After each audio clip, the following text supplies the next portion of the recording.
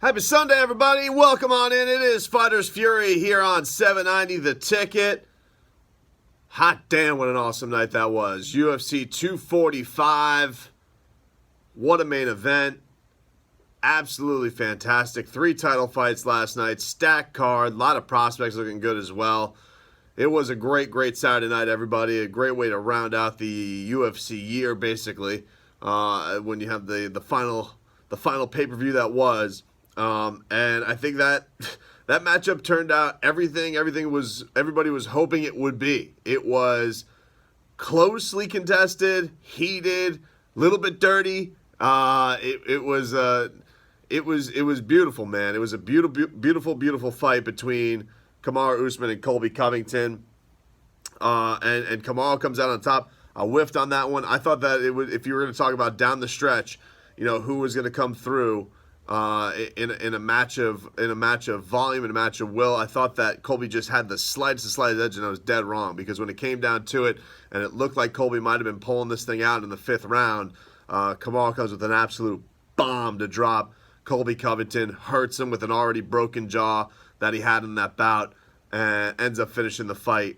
It was a great performance by Kamaru. I mean, really just an absolute cherry on top for him. He had a great performance to win the championship. He has an unbelievable performance to defend the championship. You got yourself a hell of a champion in this guy, man. He's an absolute monster. He's an absolute monster.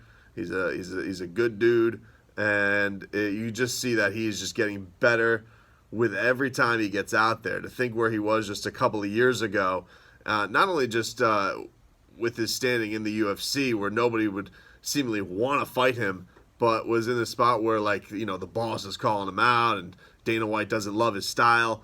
To see where he is now, where it just looks like he's just such a well-polished product of a champion. What a performance by him, man. He's absolutely dynamic. Doesn't seemingly have a hole. He's very strong.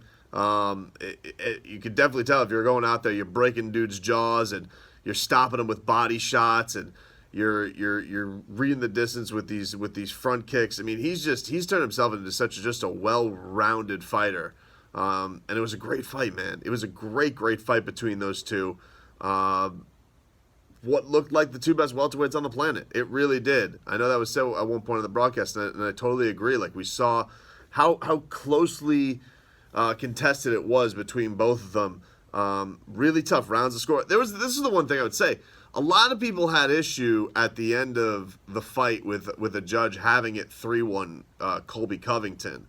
And, I watched the fight again this morning. It's just like, sometimes 3-1 sounds a lot worse than it is. And while it would have been terrible to see a score, to see Kamaru get screwed like that, you could kind of see it. If you were watching and if you were watching this fight and you were going round by round, you kind of just end up in that spot, and you're like, I kind of can see it.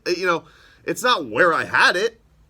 It's not where I had it going into the 5th round. I actually had it even. I had it even going into the 5th round. But 3-1 to a guy who looks like he's getting the best of, especially after we had such a dominant 3rd round. All of us as viewers know that the guy's jaw is broken. You don't know that Usman knows that, but Colby had a good bounce back round in the 4th round. Had some really big shots. I know Kamaru got his in as well. And that was the thing with these two, is I think that they were throwing so much, and you have so much chaos going between them. I think as a judge, I think you can understand why it ends up in such a wacky spot. I think it was probably best off that as you got into the 5th round, you probably had it 3-1 Usman or 2-2. 3-1 Colby is probably the least likely scorecard you could have. But because of how close that fight was, this is actually one where I don't want to crush the judges on it, because of how much, excuse the pun, but how much chaos was actually going on in that fight. Those guys were throwing with bad intentions the entire time. They were throwing all kinds of shots. It seemed like the action never ever stopped between the two of them. And this is coming from 2 wrestlers, but you're at a point where why even see what that skill set was? And that's the funny thing, is you have the two best wrestlers in the division going at it with one another, and there's not a takedown to be seen. Not a takedown, not a clinch, not nothing.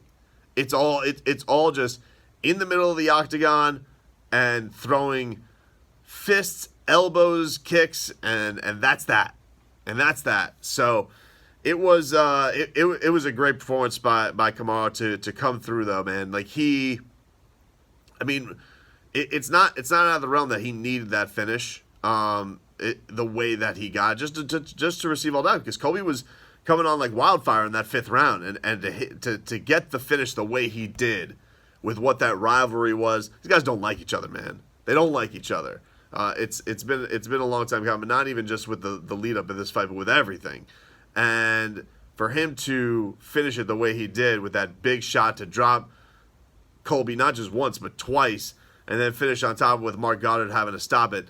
I didn't have a problem with the stoppage. I know Colby's coming out there and he's saying, fake ref, fake news, fake eye poke, fake groin shot.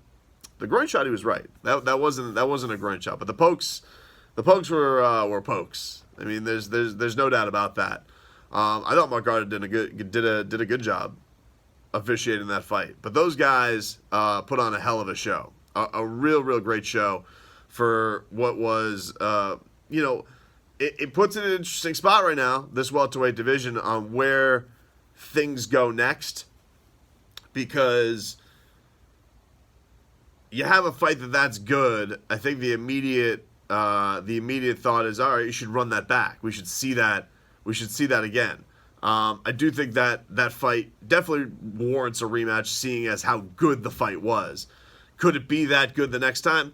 I don't know. I mean, why wouldn't it? Because both of those guys present the skill sets that they do, and we already kind of have the feeling that neither one is going to take the other down, so there's not going to be any lull in the action for 5 rounds. So I think a rematch would be warranted. The interesting thing right now with Kamaru is, it's his world right now, and I don't. He's also in the spot where, he's so damn good, but he's also probably like the least sexy of all the big names at 170. So, like, what makes sense for him, and why doesn't anybody want to fight him? I mean, like, we're in this position right now with Jorge Masvidal, who is seemingly in line for the title, and even Kamaru is just like, yeah, and he's not hot on the fight. Jorge Masvidal's not on the fight because he's going after big money fights, and I get it with Masvidal. Like, look, I said this a few weeks ago on this show when it came to the welterweight championship.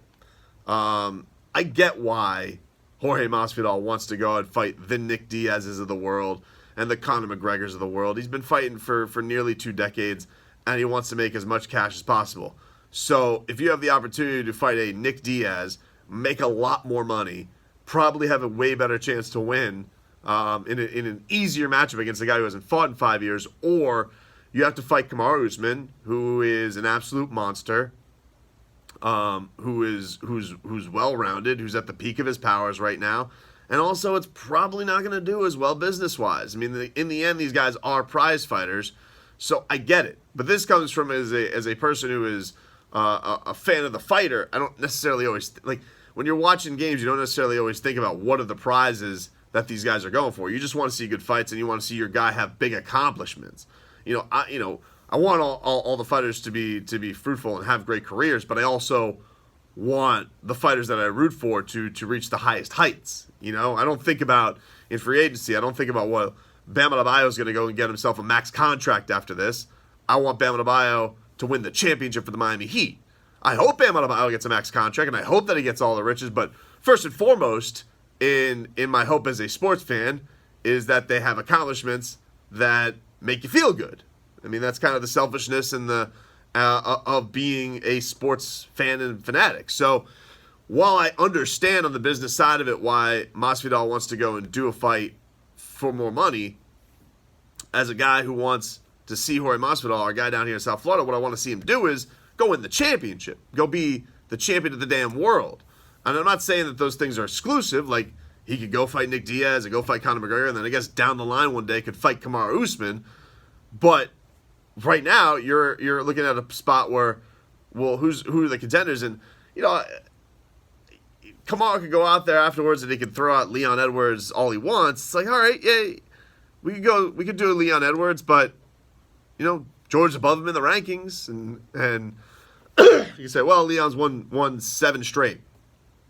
I guess. I mean, he's won 7 straight, but you know, he doesn't have that signature. I think if you go beat Tyron Woodley and something like that was, you know, that would probably be like the actual stamp on going forth and saying that guy is absolutely next. Or if he goes and beats Covington, there's obviously a pass between Leon Edwards and Jorge Masvidal, so I suppose that could be a number one contendership. But if you're Jorge Masvidal and you've heard of the stories about his negotiations, he has a title fight that's supposed to be guaranteed to him. So I just think from my standpoint, I want to see that very much, but it definitely seems like both of those two are not seeing eye to eye on making that a possibility between Usman and Masvidal. I got a chance to speak with Kamaru this week, and I did get a chance to ask him about the Jorge Masvidal situation. Now, mind you, this was before the fight happened. This was midweek,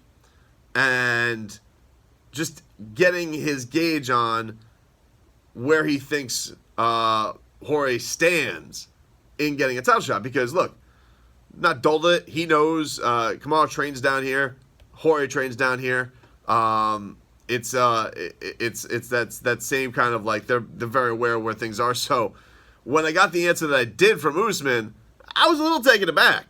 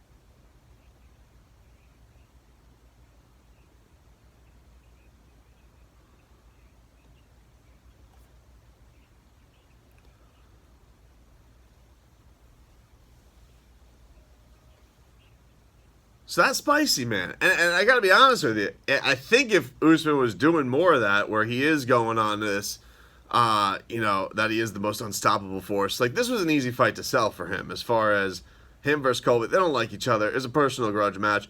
I don't know if there's personal beef between Jorge Masvidal. I don't think that he likes the fact that there's been so much, that there's been a lot of dismissiveness in the lead up to this and not really acknowledging the business. I think Jorge's management has characterized the fight against Usman as a demotion.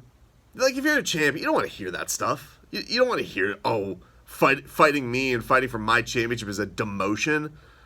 You get it. Like, look, this is. I'm sure Usman is not blind to the fact that fighting Conor McGregor does much more to your bank account than fighting him, but you got to keep riding that train, man, like of being the most unstoppable force in the welterweight division. You know, the next coming to GSP, the guy who demolished Tyron Woodley, the guy who's you know, smashing people in the 5th round. Like, it's funny, man. This was a guy that, you know, the question was the gas tank. Even on this own show, I whiffed on that, and he finishes a guy in the final minute of a fight. What else can you say? It's a tremendous performance by him. But as far as him versus Masvidal in the near future, I would probably guess it's not going to be, if we had to put forth, like, you probably won't see Kamaru fight again probably till July, right? Like, I don't think he's going to come back for some quick turnaround. I imagine that Masvidal is going to probably fight sometime in the spring. You know, just guessing off with him saying the whole hands thing. I mean, you know, when Nick Diaz wants to fight, maybe that's something that leaps to it and makes it happen a little bit faster. But if they both fight each other one more time, here's the thing. It would be interesting if he does end up fighting Leon Edwards and Leon Edwards does win the championship. that is a natural fight for Jorge Masvidal because of what happened to them back in Liverpool. But if it doesn't, like, Kamaru gets another year to put forth this campaign of being the most unstoppable force, maybe that is enough to want to lure Masvidal. Because let's be honest, as we are talking about prize fighting, if you are Kamaru Usman and you make the stand that you want to stand, you want to ignore the guy's name. Even that being said, he is also a prize fighter, and in the welterweight division, there's no bigger name right now than him. I guess unless you were to somehow lure, McGregor to a title fight against you, but that just seems stupid. I mean, we're talking about Conor McGregor versus Khabib, doing him versus Kamaru Usman. That's a terrible idea. Anyway, we'll roll on with more on Fighters Fury. We'll get to the rest of the card, what went down last night. We're back with